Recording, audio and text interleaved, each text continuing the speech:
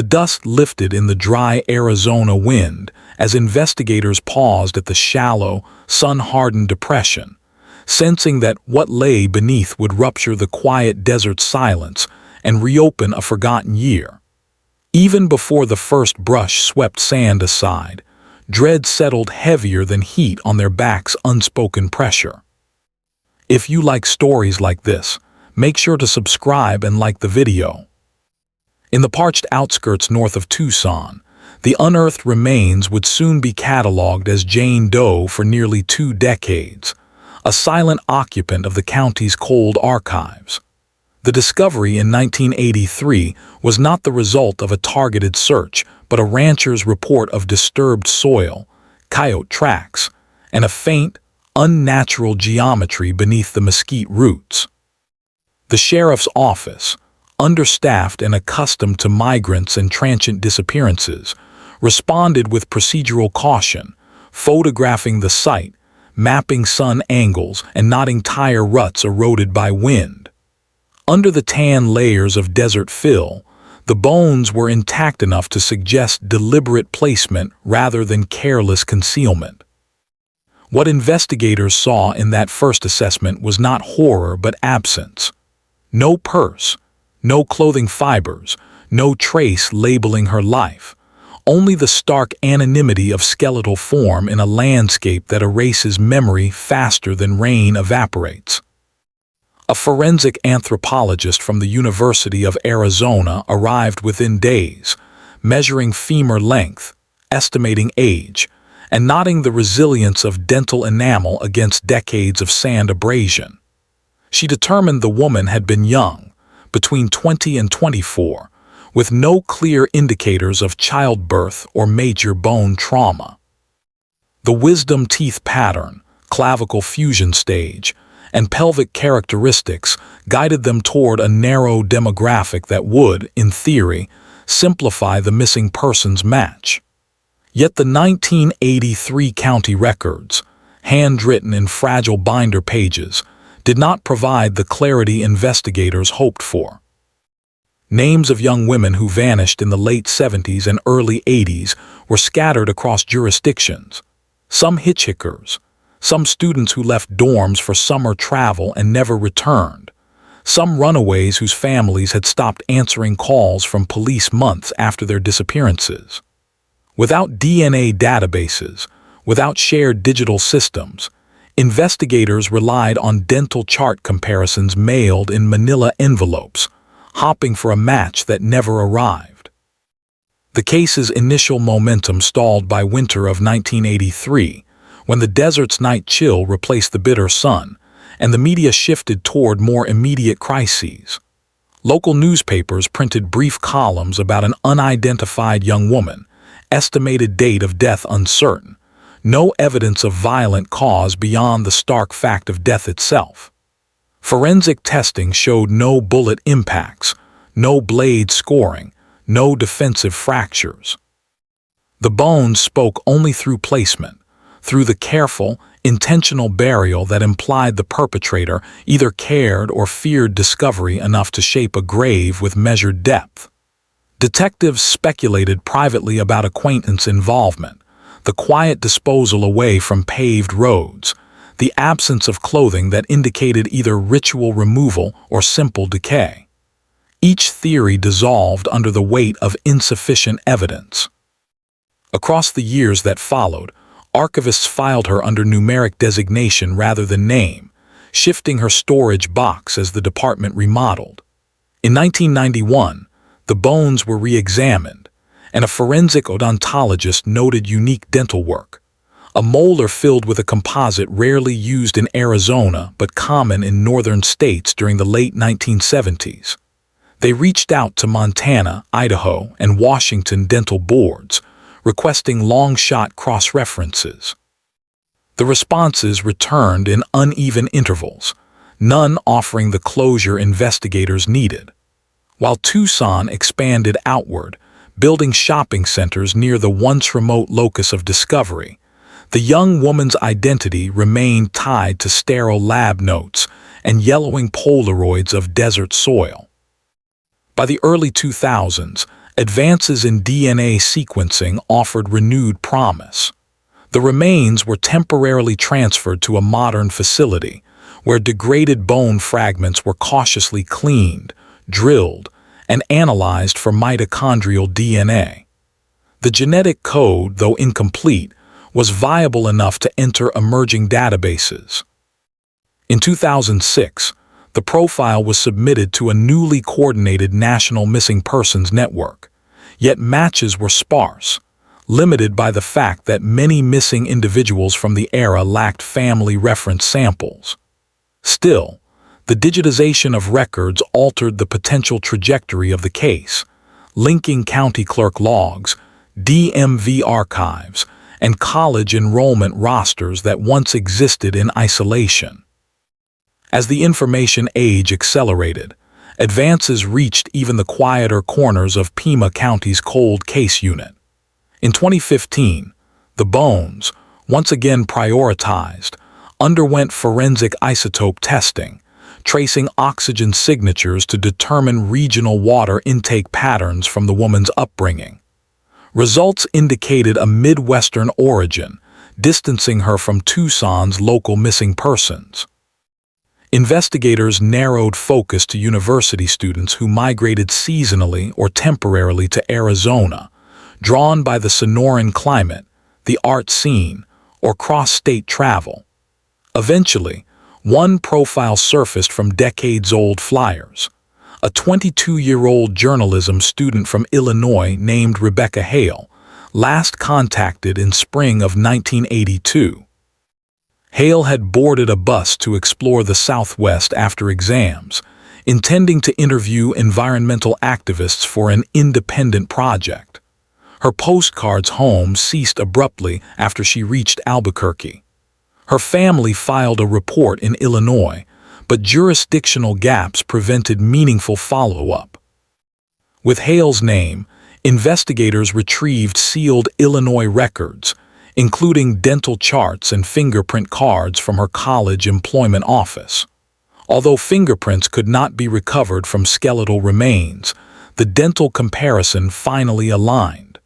The distinct composite filling matched her chart exactly.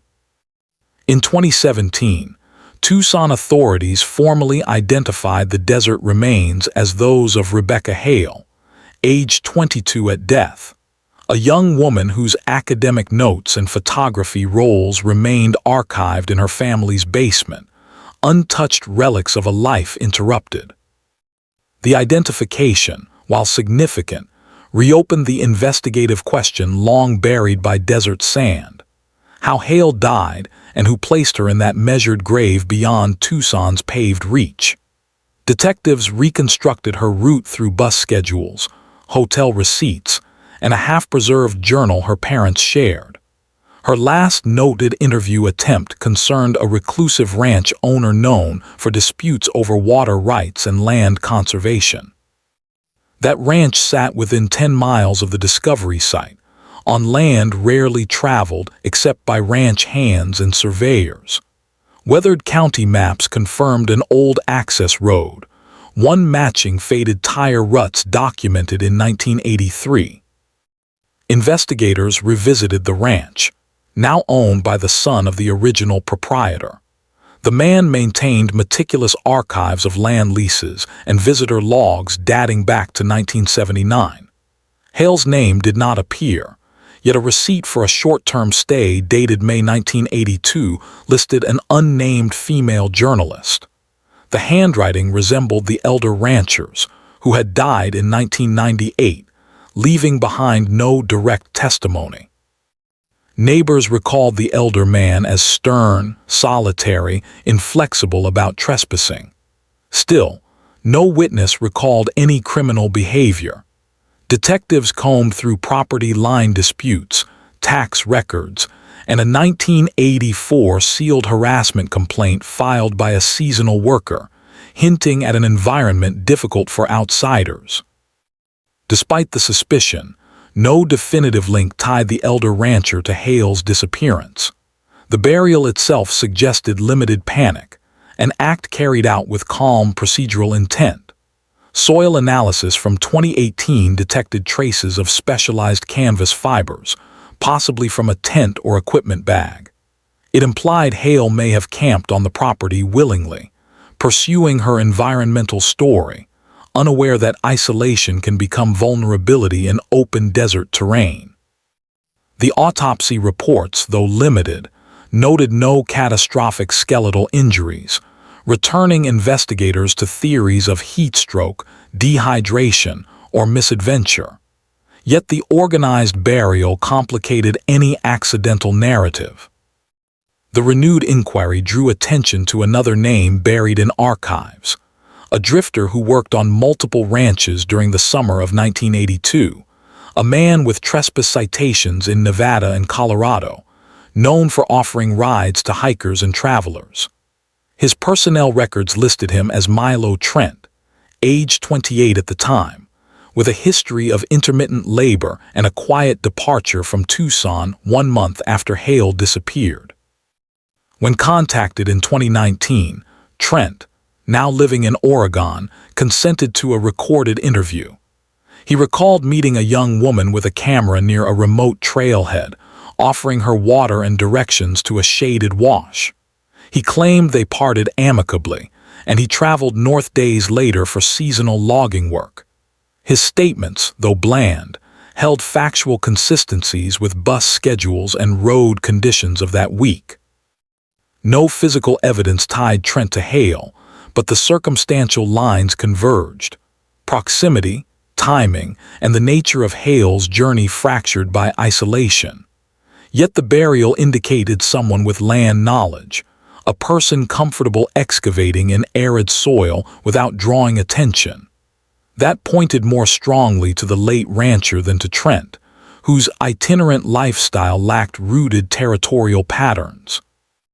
In the months leading to the 40th anniversary of the discovery, Pima County's forensic unit employed advanced 3D reconstruction to model the burial posture, evaluating whether the grave's dimensions suggested one person digging or two. The results indicated a single digger with methodical spacing, consistent with farm tool use rather than construction equipment. That detail renewed focus on the elder rancher's toolshed inventory, where a 1982 purchase log showed a new spade and canvas tarp bought weeks before Hale's last known communication. As 2022 closed, the case lacked formal closure but had gained undeniable clarity. Hale was known, her route reconstructed, her final resting place no longer silent. The desert, once indifferent witness, had returned enough fragments for the living to interpret. Investigators prepared a submission for prosecutorial review regarding posthumous suspicion of the rancher, acknowledging the impossibility of trial but seeking official designation of probable involvement. The file, once cold and unmarked in a steel drawer, now held identity, trajectory, and a restrained approximation of truth that decades earlier seemed unreachable. The desert had not forgotten entirely. It had simply waited for tools precise enough to translate its silence with formal certification. The reclassification of the case in early 2023 redirected all remaining investigative focus toward evidentiary reconstruction rather than prosecution. Because the suspected party had been deceased for 25 years, the district attorney's office emphasized confirmation, documentation, and ethical closure rather than adversarial proceedings. In the windowless archives of the Pima County Justice Complex, clerks opened file boxes marked only by accession numbers and outdated evidence seals, retrieving objects long untouched. Among the items cataloged in 1983, but never fully examined with modern techniques, was a soil-stained glove, formerly dismissed due to lack of biological traces discernible at the time. Modern forensic labs, equipped with microscopic protein detection systems, found minute keratin fragments embedded in the glove fibers. Although degraded, They hinted that the glove belonged neither to Hale nor to any known investigator on record. While inconclusive, it contributed to the growing network of circumstantial details that nested around the late rancher. His property's proximity, his purchasing history, his documented isolationism, and the quiet burial consistent with lived familiarity with the land. As forensic anthropology continued its re-examination of Hale's remains, a subtle but significant discovery emerged. When ultraviolet imaging was applied to bone surfaces, slight mineral deposits revealed patterns aligned with gradual sun exposure before burial, suggesting that her body may have remained above ground under shade for an interim period before being interred.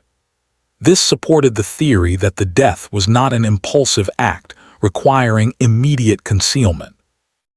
Instead, it suggested measured deliberation, time taken to determine the location, depth, and spacing of the grave.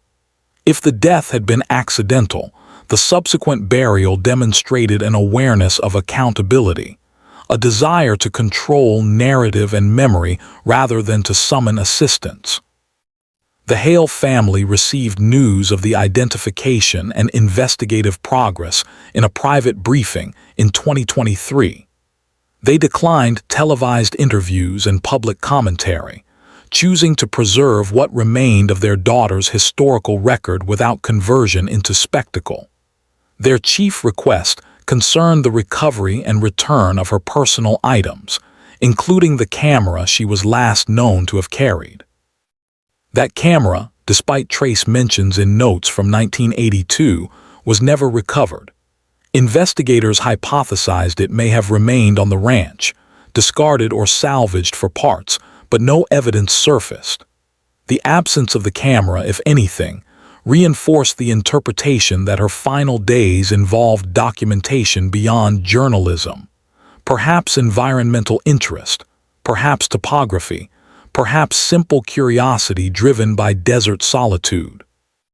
The investigation could not assign motive to her last movement beyond travel intent, and thus preserved the limitations inherent in factual narrative.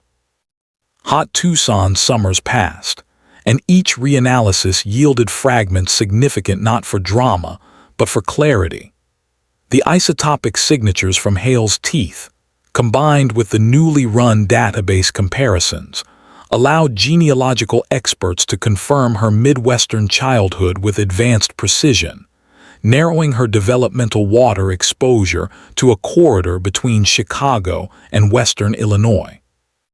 This aligned precisely with her known upbringing outside Peoria, confirming the reliability of the 2015 isotope testing and removing any speculative doubt regarding misidentification. These science-based confirmations restored what decades of desert silence had nearly erased: factual continuity between a young woman's life and its unexplained cessation. Across the investigative timeline, the location of Hale's burial emerged as the most eloquent indicator of perpetrator involvement, indirectly testifying to both control and privacy. The grave's sloping orientation matched older survey maps of the ranch property, maps that displayed pre-development contours of washes, cattle paths, and maintenance lanes long since absorbed by commercial expansion. Though indistinct to the untrained eye in 1983, the grave's location aligned with a hidden access route known only to original owners and hired labor. This detail, although it could not determine guilt, firmly placed the final act within the purview of someone with established land familiarity. In the absence of confession, the geography spoke. Throughout 2024, cold case analysts compiled a comprehensive digital dossier. These analysts, formerly collision reconstruction specialists and archivists, created layered geographic visualizations showing the desert terrain across decades. Satellite overlays of 1982, 1995, and 2020 imagery confirmed that the burial site was once shielded by natural growth and land curvature, making accidental discovery unlikely before erosion modified the area. This invisibility, though not proof of intent, demonstrated a calculated selection of a location that would delay discovery indefinitely. The district attorney issued a quiet conclusion. While prosecution was no longer possible, the late rancher was named as the primary and sole suspect based on circumstantial convergence. The language was deliberate and restrained, avoiding sensational terms or speculative motive. Instead, it cited land access, tool purchase history, campsite receipt timing, burial depth, and Hale's direct proximity to the property in her final days. It did not claim violence definitively, nor assign narrative beyond evidence-supported inference. The conclusion neither romanticized nor dramatized. It simply recorded. The public response was minimal. Without living perpetrator, without trial, without courtroom closure, media interest declined after a single cycle. For many in Tucson, the case had long existed as a whispered desert legend, folded into collective memory alongside countless stories of travelers who underestimated the breadth and silence of the Southwest. The identification of Hale and the confirmation of her resting site ended that narrative subtly. Local broadcasters summarized the resolution in 2-minute evening segments, focusing on forensic advancement rather than personal tragedy. In the 4 decades since her death, the city had expanded around the once remote site, and new residents driving past housing blocks and retail plazas remained unaware that beneath their paved routes, archives once stored the only proof that a young visitor ever crossed their horizon. The handling of Hale's remains transitioned from evidence classification to memorial categorization. Tucson's forensic unit scheduled a private repatriation, free of ceremony, and transferred custody to her family. The event occurred in late autumn, under a calm sky and without recording devices. What remained of Hale's life in Tucson existed on paper: bus logs, receipt scans, anthropological measurements, and quiet notations etched by investigators across decades. These documents, preserved in the county's expanded digital cold case library, became permanent reference material for training programs in investigative persistence. The investigative community reflected on the case not as a dramatic triumph, but as a demonstration of meticulous procedure across time. In an era when resolution is frequently tied to confession or trial spectacle, the Hale case illustrated the legitimacy of reconstructed truth. No witness testimony emerged, yet the analytical process confirmed identity, traced geographic narrative, and isolated suspect motive within stable legal terminology. The final result, neither accused beyond evidence nor excused the circumstances of burial.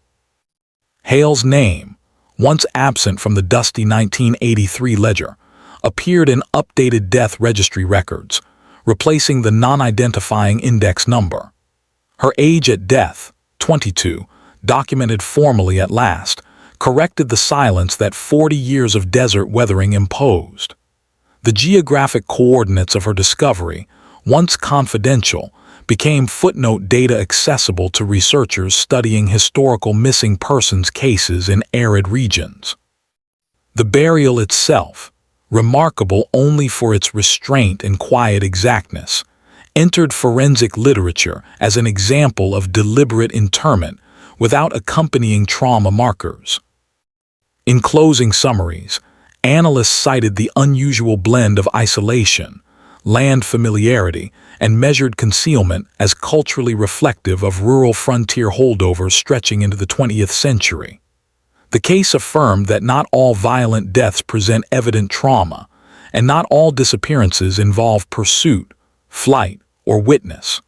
Sometimes the landscape becomes both witness and accomplice, withholding testimony until technology develops to translate it. The desert's silence, while never conspiratorial, proved absolute.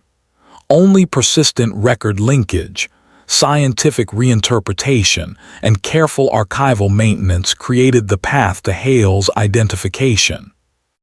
In the months following the conclusion, the Cold Case Unit filed the Hale dossier into the Resolved archives. Its labels read not with triumph but with procedural clarity. Identification achieved, circumstances classified, suspect confirmed posthumously as sole actor in burial, legal action closed by death of involved party. Rarely do such classifications carry emotional closure, yet they satisfy the obligations of factual record-keeping.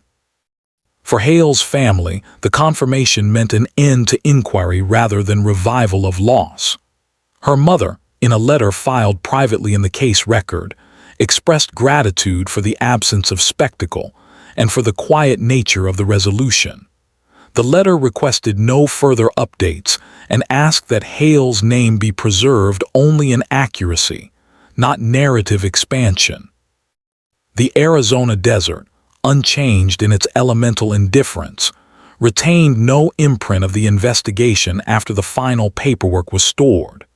Yet the case stood as evidence that time, science, and careful custodianship can revive the identity of a young traveler from a sun-hardened depression in the earth. It demonstrated that even without confession, trial, or motive articulation, the documentary truth of a life interrupted can be restored. In that restoration, the system met its responsibility.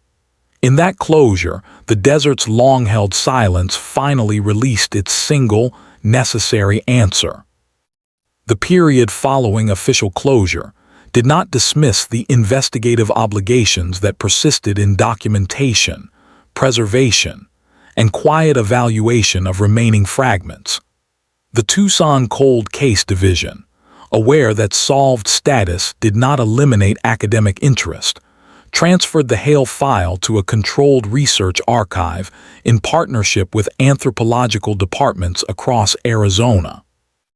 The purpose was not to dissect narrative, but to preserve methodology for future desert identifications.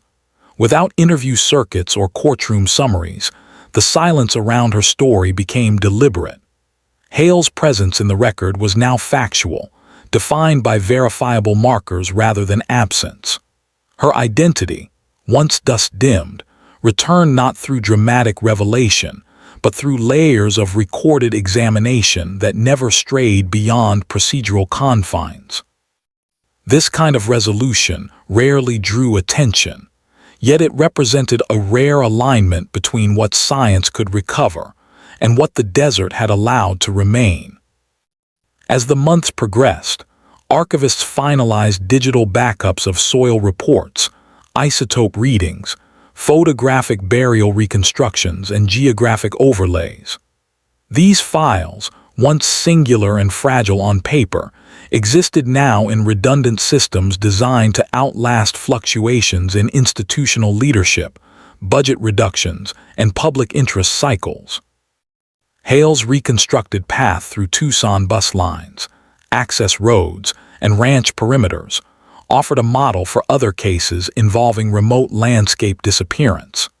The case taught that resolution in arid terrain depends not solely on physical evidence, but on reinterpreting earlier data with modern precision. What once appeared as blank, uncommunicative space in 1983 became legible terrain through 40 years of evolving geospatial tools. The final restoration of her name to state records was conducted without ceremony, entered into the system by a clerk during routine operations. The date of death remained approximate, narrowed to a window consistent with her last known sightings and journal notations. No attempt was made to assign an exact day or hour.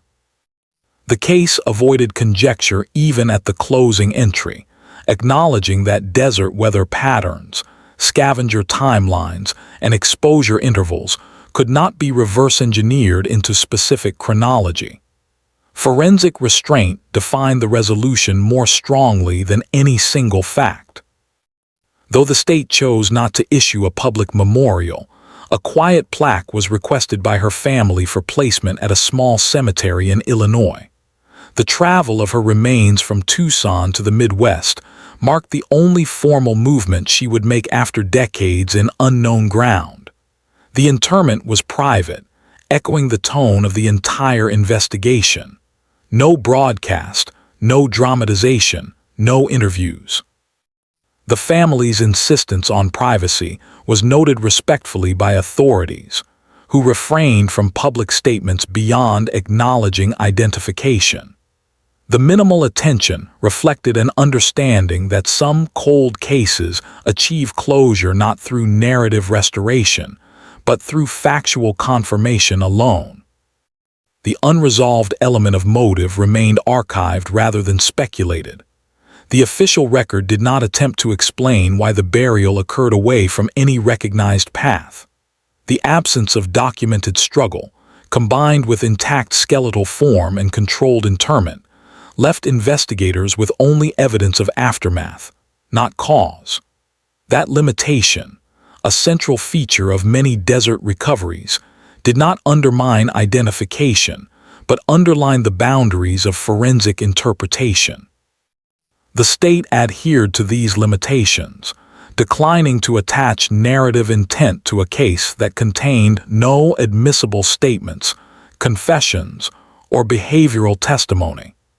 Hale's story became an example of how resolution can exist without full reconstruction. In broader procedural review, the case contributed to improved coordination across jurisdictions. It underscored the necessity of maintaining missing persons records beyond immediate investigative windows, and showed that disappearance reports filed in one state may require action in another decades later. The combination of isotope testing, DNA extraction from degraded bone, and archival bus trajectory mapping demonstrated that long-term disappearance resolution relies on cumulative rather than instantaneous discovery.